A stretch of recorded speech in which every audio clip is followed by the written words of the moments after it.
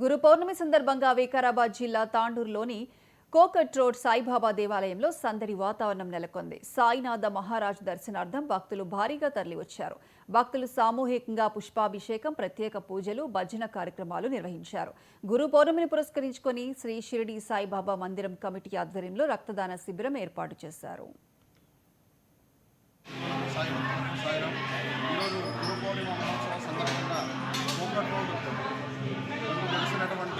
షిరిడి సాయిబాబా మందిరంలో ఉదయం స్వామివారికి వేదమంత్ర హారతి నుండి తర్వాత పంచామృతాభిషేకము అనంతరము స్వయంగా భక్తుల చేత పుష్పాభిషేక కార్యక్రమాన్ని నిర్వహించడం జరుగుతుంది.